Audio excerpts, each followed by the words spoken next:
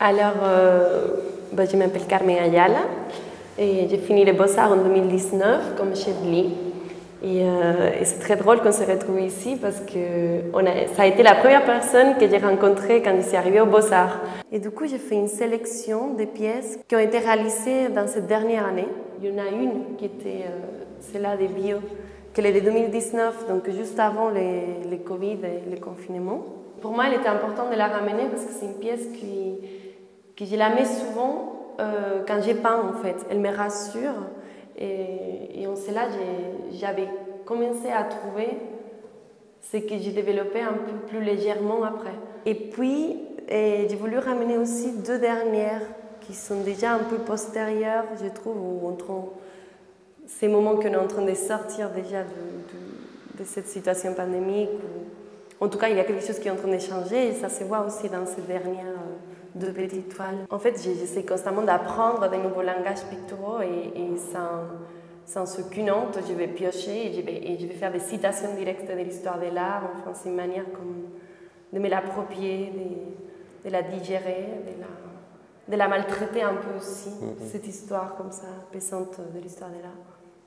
Moi, la première chose que je me pose à chaque fois quand je vois ton travail, c'est que c'est quand même la présence de la figure humaine qui est toujours importante, qui est toujours dans cette contradiction entre quelque chose de lucide et quelque chose de complètement métaphorique. Et il y a toujours au cœur cet élément humain. Souvent, je commence par quelque chose qui est déjà là, physiquement devant moi et qui m'interpelle. Et à partir de là, tout le reste du monde arrive. Les mots, pour moi, c'est aussi des images. Ils ramènent forcément, dès qu'on a un mot, ils nous ramènent une image. Donc là, on bouge du centre espagnol vers l'espace Carlane. Enfin, j'étais invité par le FILAF grâce à Jeune Création. Quand j'étais aux Beaux-Arts de Paris, au même moment que Carmen, dans deux ateliers différents, on a eu un projet de partir au Liban. Et c'était un moment où je rentrais en Tunisie. J'ai toute ma famille qui est à Tunis. Et je rentre en Tunisie et je découvre des cartons chez moi remplis de cahiers, de journaux, dans mon ancienne chambre qui devient débarras. Et j'ouvre ces cartons et c'était les journaux intimes de mon grand-père. Entre 43 et 75, il est touché par une rétinopathie.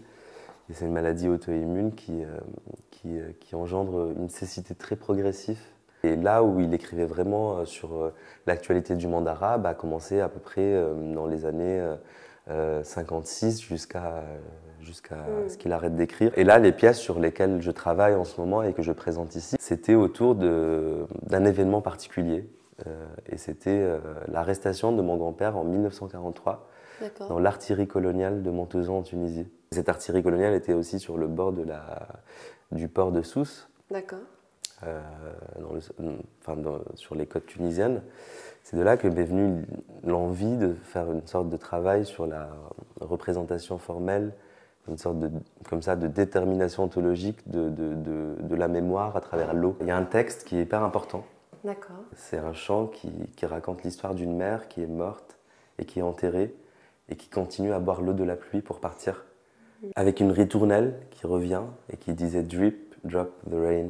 Matar, matar, matar, c'est pluie, pluie, pluie. Matar, ça se dit pluie. Matar, ouais. Tu sais que matar, c'est tuer ouais. En espagnol. Ouais.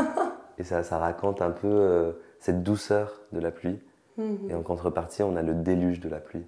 Comment tu es capable de piocher dans des autres endroits qui ne t'appartiennent pas et comment tu les ramènes à ton propre espace? Si tu crois vraiment une sorte d'identité fraternelle arabe, pour les simplifier, ou si tu te sens aussi étrangère quand tu vas chercher dans les autres endroits arabes. Avant, je n'osais pas parler toucher le sujet du monde arabe. Je me sentais illégitime. J'avais peur du côté exotique. J'ai vécu cet exotisme quand je dis je vais travailler sur Beyrouth. Tout de suite, on me parle du soleil et de la plage. Et comme moi, quand on me dit on me fait du flamenco.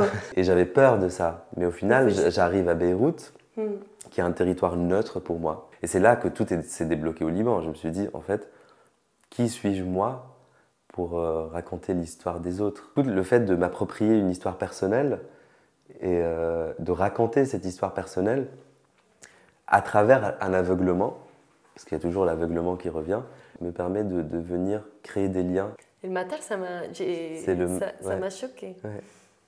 C'est super intéressant. En plus qu'en espagnol, et notamment en Andalousie, on a beaucoup de mots qui proviennent de l'arabe, mais on ne les sait pas. Ouais. Parce qu'on a été coupé très vite de monde arabe. Et pourtant, je sais qu'il y a énormément de... On a une culture très similaire en beaucoup de choses. Et dans les langages, il y a de l'archéologie à faire. C'est impressionnant. C'est beau.